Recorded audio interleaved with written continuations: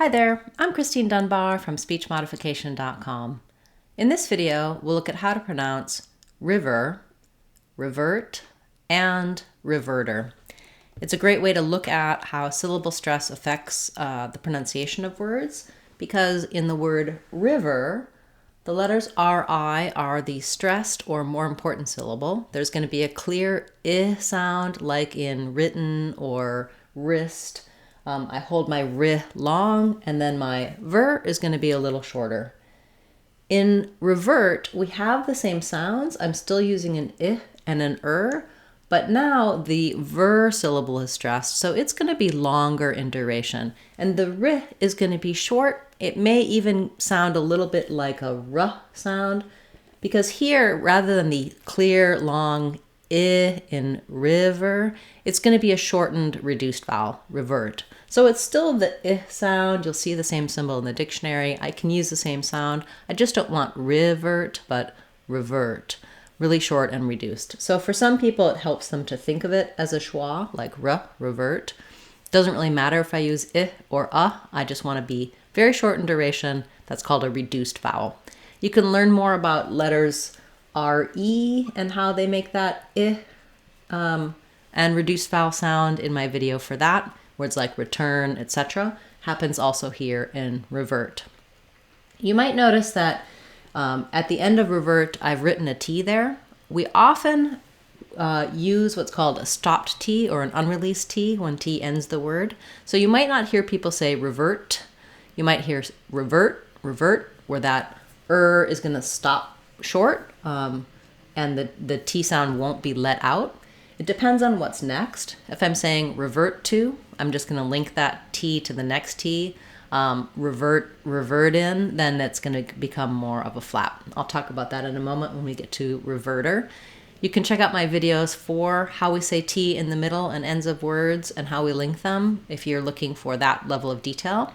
You can also find out more about the sounds in these words and all of the sounds of English in our Sounds of English course, where I walk you through these types of differences with T sounds, I sounds, clear and reduced vowels, etc.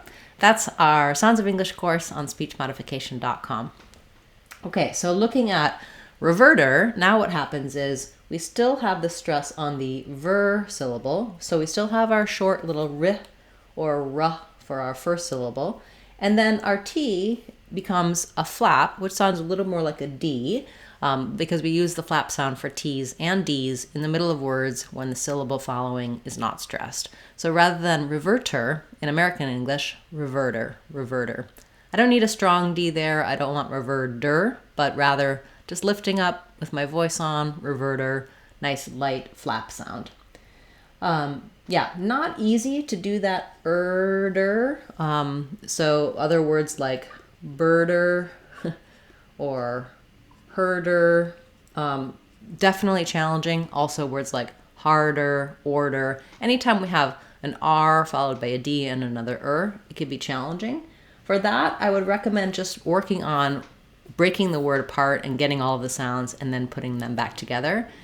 Also starting with the stressed syllable ver. So you might say ver, verter, reverter. Other words like that, converter. Anyway, so that patterning is going to help you with these challenging sounds. Don't worry when there's multiple R sounds. Just work on making sure that you keep that tight R. Even though it's unstressed here, it still needs to be the sound. So I don't want reverter with a strong, long R there, but it's still a tight So don't let it become reverta or reverda. Work on, if you're going for the American pronunciation, you're going to need that pulled back, tight R sound. You can get more help for American R in our Sounds of English course, and I have a full playlist for American R here on the channel, so check that out to get a little more detailed help on that. Thanks so much for this request. If you have a request you'd like to see me cover in the Word of the Day series, feel free to leave that in the comments for this video or any of my videos, and I can cover it for you in a future class. Thanks for watching, commenting, liking, and sharing. Let me know if you ever had occasion to use the word reverter. I'm